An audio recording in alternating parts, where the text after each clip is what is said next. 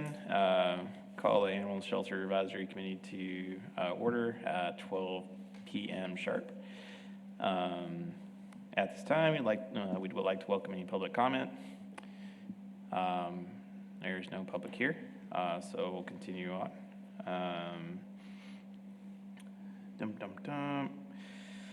All right. Looks like it's time to go ahead and I'll entertain a motion to approve the consent agenda as published. Motion. All right. Second. All right. Motion carried. And You'll go ahead and take a vote. I'd like to take a vote. All in favor say yay. Yay. Okay. All opposed say nay. All right. Moving along. Moving on to the regular agenda. First item on the consent agenda is going to be item A, considering approving the January 18th, 2024 Animal Shelter Advisory Committee regular meetings. If you'll skip to regular agenda item 4A, please. 4A, sure. We've approved 3A and B consent agenda. All right, sorry about that. Okay, regular agenda, consideration of the Animal Shelter Advisory Committee revised bylaws, presentation by Neighborhood and Family Services Assistant Director, Morgan Chedwigan. Okay, so what I have before the committee today are some proposed revisions to the bylaws. One, our bylaws should have a regular review, and the current ones were adopted, I believe, in 2019, so they are due for an update. But also, this group, and I think a lot of boards and commissions in the community, has a hard time recruiting new members, covering absences. Of course, people should be allowed to be absent, but there should be, sufficient membership to still have enough of a attendance to call a meeting to order and have a quorum.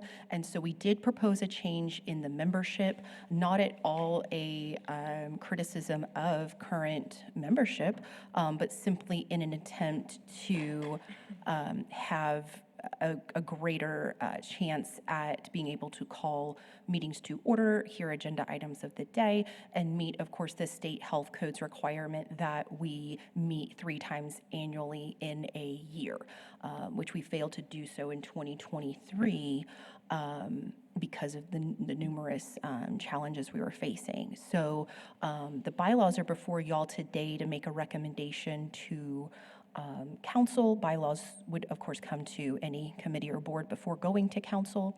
And if this group is supportive of the proposed changes, it would then go to council in an ordinance amendment as well, actually changing that regulation locally. So when we have a committee of 7, regardless of how many of those 7 seats are actually occupied or vacant, we must have 4 people attend like we do today to call a meeting to order. What's proposed is a committee of 4, simply the 4 specialty roles as defined by state law.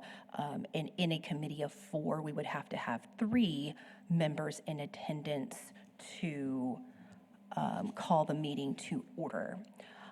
We do believe that would increase our compliance, improve our compliance with Statute 823.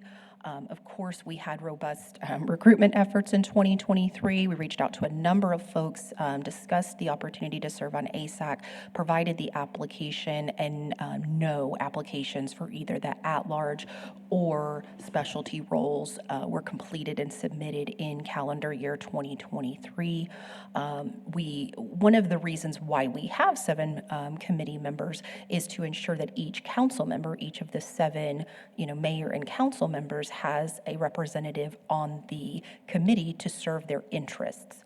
And having a committee of 4, we're still confident that council members would have a really responsive committee. And I think that that's because having the specialized roles of a veterinarian, a rescue representative, a municipal government representative, and a shelter representative are all professionals and subject matter experts that would be readily available to a council member regardless of which district you live in or which council member appointed you, that there would still be ample access to the council to reach out for issues, recommend future agenda items, ask for subcommittees, just any of that dialogue that we're doing to represent the council's interests would still be appropriately supported with the proposed board.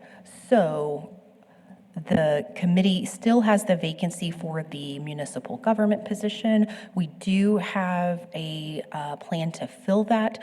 State law requires that it be a municipal or county government official, and so that can be a staff member, that can be an elected official. And so Councilmember Hesse Smith has volunteered to serve in that role and will be considered at a future council agenda to be appointed as they review these other items, considering the bylaws if this group recommends, the ordinance change, and this appointment. And so we would be looking at a fully staffed committee with this proposal.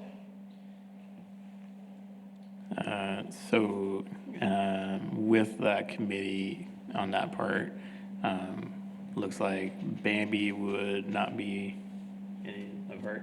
Correct. Okay. And you'd be looking at vacating that spot just for other reasons? Okay. Just wanted to ask, so, okay. Although we really appreciate Yep. Bambi's commitment and efforts and work that she does. Bambi does have another year on her term and has gladly served it, but as the only just at-large resident appointee, she would be the representative no longer serving in the event this was all approved. All right. Well, anyone have any comments about that? Any thoughts? But, everyone seemed to be in agreement. And I put in y'all's background, and I do, we would love to have a committee of 7. We would love to have a really active and participatory committee, and it's just, we haven't had that all of 2023, and being non-compliant with state law was really concerning and is a condition of our annual inspection and licensing, and we must have an ASAC, we must meet the statutes by having these specialized roles, and we must meet in accordance with the law. And so we've... And there's been plenty of times where I've shown up and there was a full house and we were -1. We had 3 people, but we were minus our 4th. So the meeting and it was not a good event for the citizens as well. And with this proposal, an attendance of 3 would allow us to call a meeting to order and hear agenda items.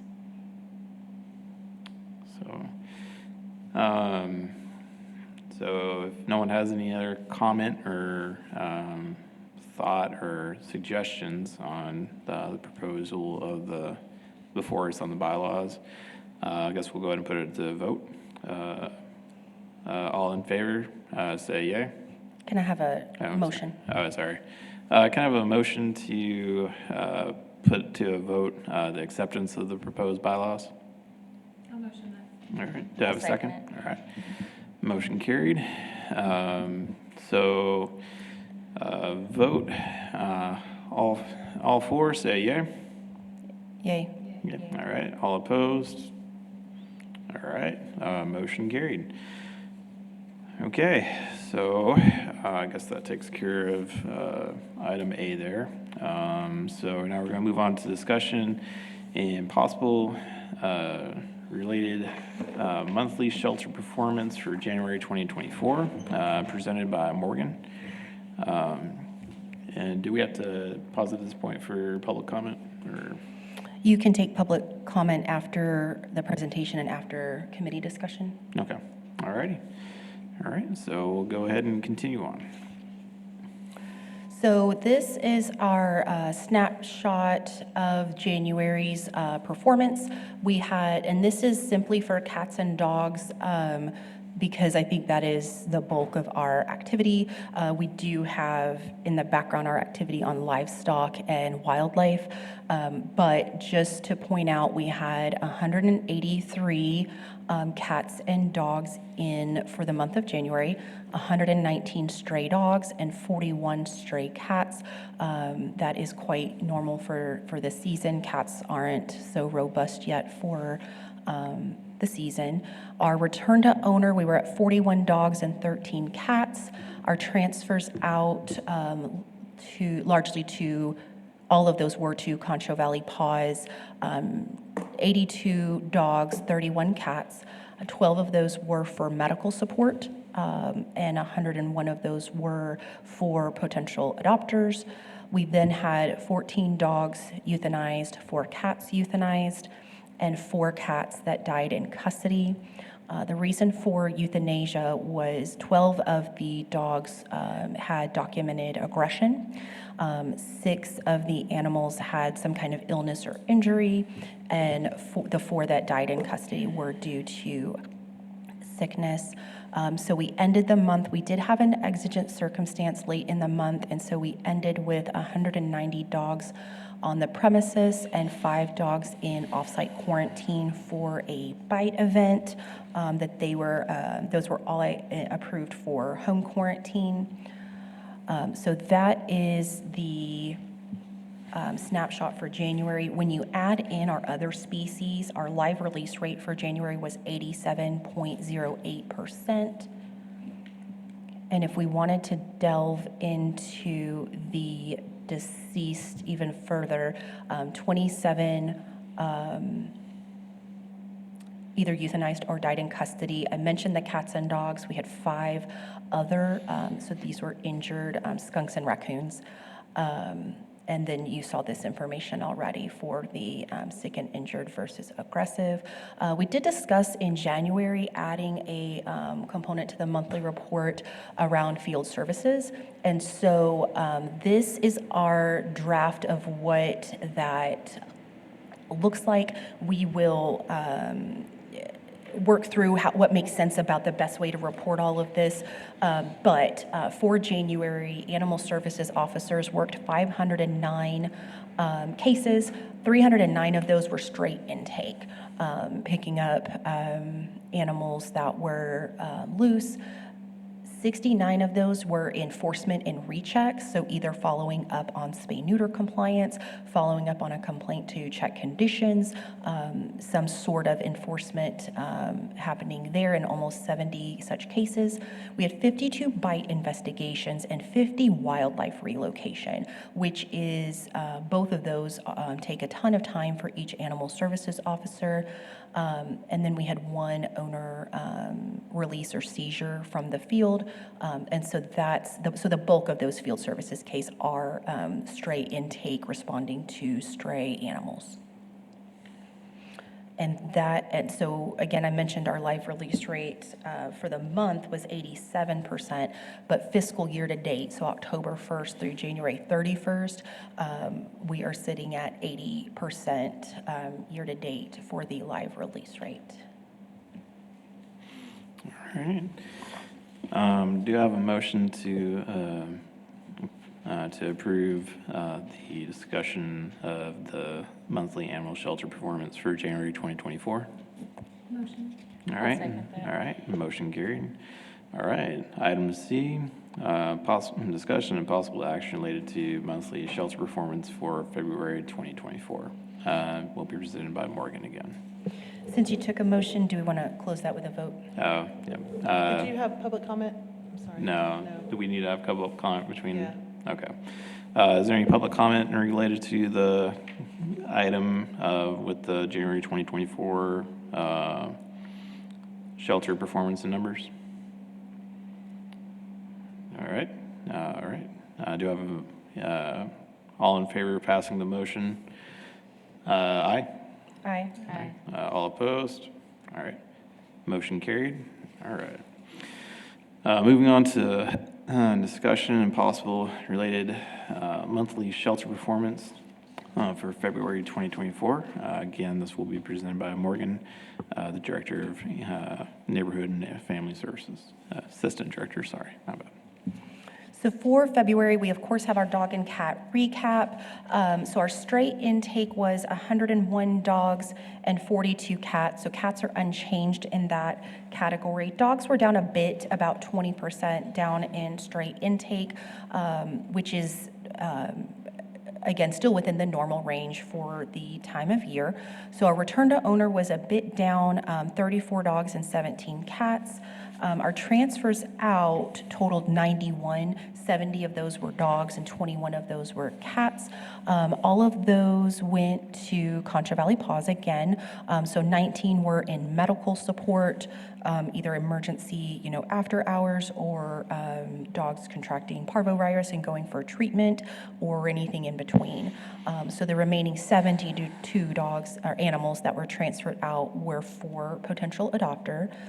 For euthanasia, we had 21 dogs euthanized for aggression. We had 13 cats euthanized for illness or injury. We had a good many feral cats coming in with injuries that when they are quite feral and reactive, we can't treat. We don't have staff that can examine them, treat them, handle them. And so unfortunately, that is the reason for euthanasia there. And then we had, it's in one space it says 2 cats were deceased, and then it says 4 for sickness and injury. So I apologize. That is 2 cats that died in custody due to sickness and injury. We did get back down under capacity, but at month end, at the leap year, February 29th, we did have an exigent circumstance with a litter of puppies dumped on the premises. So that did put us at 187 for month end. For dogs on site, 43 cats, and 1 dog was in home quarantine off-site. So that is the total of 231 animals in custody. We did have 8 raccoons euthanized in February, and I'll talk more about that in March as well. We're seeing quite a bit of disease in our community's raccoons right now, and it's not isolated to any one part of town. We do share information with neighborhoods when we are seeing something problematic. For example, if we have a positive rabies specimen, we will alert folks. Usually we do a half-mile radius of where that was found. Hey, make sure your pets are current on a rabies vaccine. Make sure to report any bites, any animal-to-animal bites where it broke skin. But it's not rabies that we're seeing. So, and I'll talk about that more in a minute. So we didn't move the needle much on outcomes by type. We're still looking at about 79.5% of our animals released alive. February, we did see an uptick in the number of cases worked by field services. So we had 592 cases worked versus about 509 the prior month. So pretty good increase there. 347 of those cases were responding to stray intake, and you can see the animal intake reported on previous slides is not the same as the number of cases we worked for stray intake. That if we respond to a dog at large or a stray livestock and we reunite that in the field, then that is not necessarily an intake, but is a case that we worked. We had a good bit of an uptick in enforcement and rechecks, so 110 cases for that category, 65 wildlife relocations. So that is a big, that's a pretty high volume for us.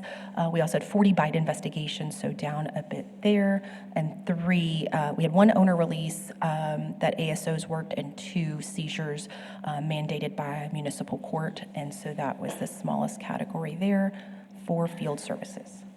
All right. Okay. So do I have a motion to Carry the report for animal services performance for February 2024. Motion. All right, second second? that. All right, okay. All in favor? Aye. Aye. All right, any opposed? Any public comment at this time? Yeah, I'm Jamal Shumpert, single member District 2. I'm up here today because, what y'all mentioned, a couple of raccoons walked across my yard, and over the past few months, I've been noticing a lot more stray dogs in my area. I stay on the north side of town and on the east side of town, not far from the shelter. After looking at these numbers and looking at how many officers you have, it is clear you do not have enough officers to handle this job.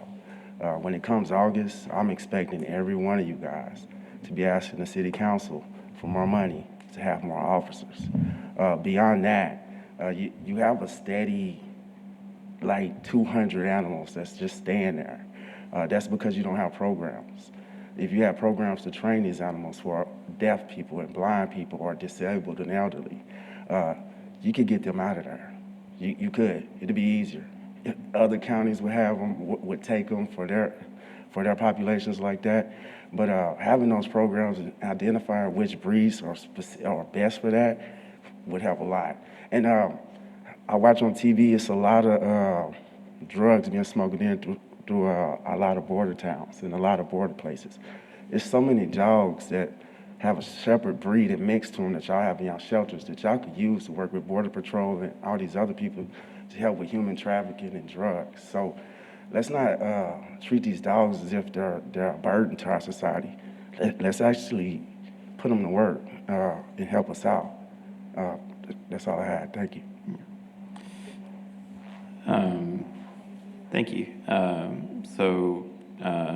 In previous committees and in previous council meetings within the last 6 months, there has been a request brought to the city council for more funding for additional officers. They have declined that at this time. If you wish to make that comment to the city council, I'd suggest going to them as well. As far as other programs, be something that'd be great to entertain. However, one of the things that continues to be brought up when additional funding is looked for is there's not much to go around. So that's why they're trying to have that part. So if you have another comment, you have to wait till next time because you've used that.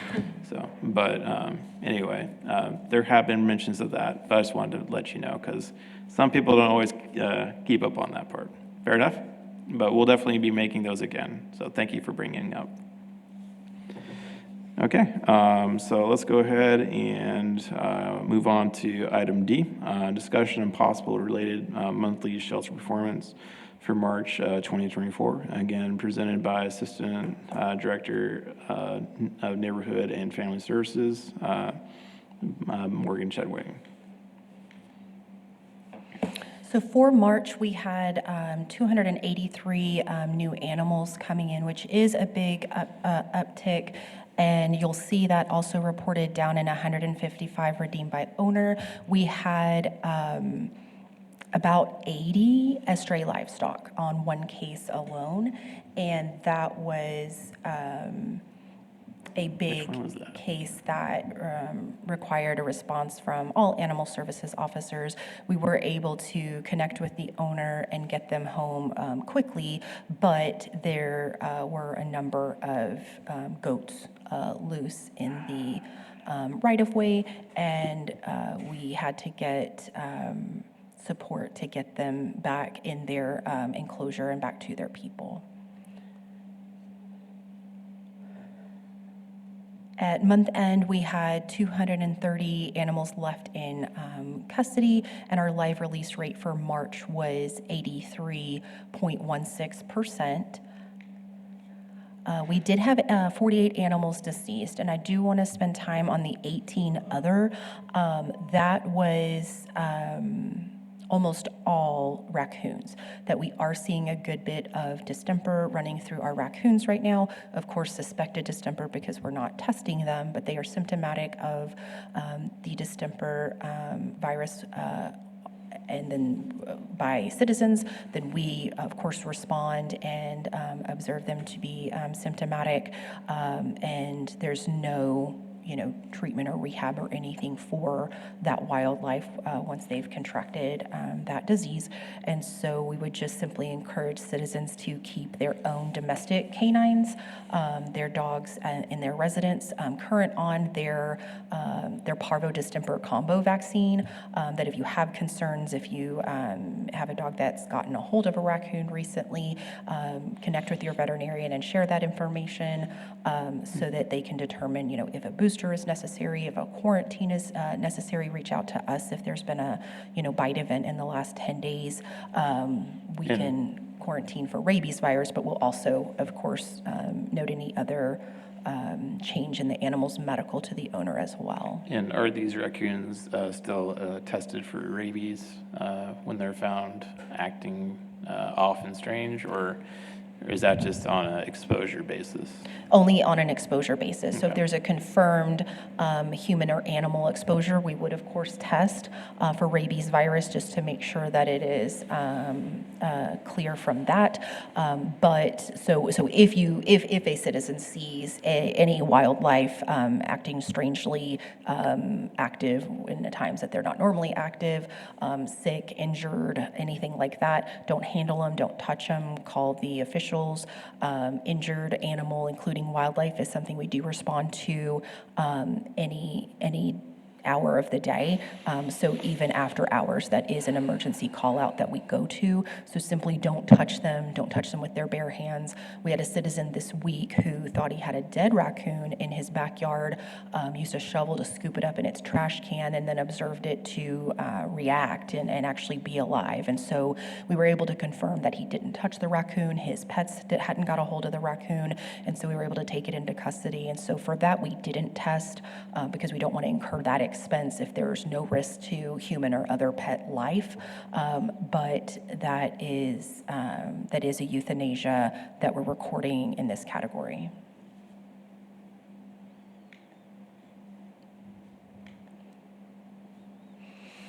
So we did improve that GOAT case, really helped our live release rate. So now we're sitting at about 80.5% there. Our field services cases were greatly reduced this month for March.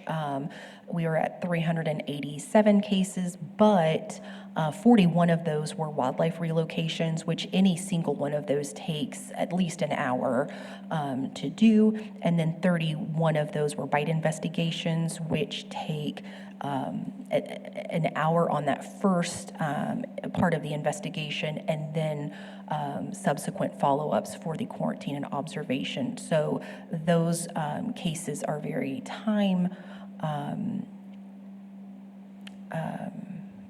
take a lot of time, but our cases were down a lot for the month of March. All right. Any comment on the numbers for, or discussion that wants to be made on the numbers for March of 2024? Okay. Do I have a motion to accept the performance report for March of 2024? I'll make that motion. All right. Second? I'll second. All right. All right. All in favor? Oh, do we public comment now or before we close out on that? Yeah, you need to hear what they're gonna say before you vote. Okay, sounds good. Change your vote, I don't think you will stop it. All right. Sound good. Jamal Shumpert, single member district number 2. I'm not sure where the wildlife is coming from, but I know if it's actually coming from the outskirts of your town, it's probably because developers are disturbing their habitat. And when it comes to funds, maybe you could pass on a wildlife relocation fee to developers, a small fee per acre. depending on how many acres they're developing, so that you could bring in more revenue for this department. But also, you could speak to the city council about the ballot funds they have. There's a thing there's called community projects and the ballot funds, which they have discretion to use funds out of there. And there's millions of dollars in there, in which they could have used that to build y'all shelter. And then you could have used y'all's actual general fund money you get each year to implement some of those programs I was talking about. So I think maybe if y'all talked more with finance and the finance director about how to fund those things, maybe it could work out a little bit better for you. But I'm not sure if she's the one giving y'all pushback. Just from understanding that y'all structure, y'all would have to talk to finance before you even talk to anybody. So that's just a suggestion that there is community ballot funds available from the ballot they voted on in 2005. Thank you. Thank you. All right. So, take a vote.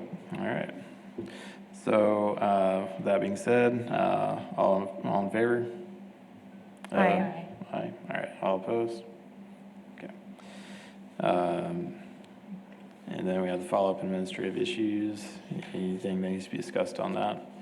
I have one announcement that we're currently holding an event at the shelter until 6 p.m. today, a Check the Chip event. And so if anybody has a pet that is microchipped and they just want to confirm that the phone number, person name, address attached is the most current information, they can come by 10 to 6 today to get that checked by our team. But you don't have to wait for the event. So if you're seeing this after the fact, you can really come by anytime. We're open and we're happy to offer that service, and we can assist with getting that information updated. Of course, if it's our chip, that's quite easy to do. If you're not sure where your pet microchip was, what manufacturer it is, or what that microchip number is, we can assist with that as well and provide guidance on how to move forward if any of that needs to be updated. So we wanted to do that ahead of the summer season, and that is a service we're happy to offer anytime, but just wanted to bring some attention to it today. All right. Anybody have anything else that they need to bring up or add? Okay. So do I have a motion to adjourn? All right. I'll second. All right. All in favor? Aye. All right. Motion carried. End of the meeting is 12:32 p.m. Have a good day.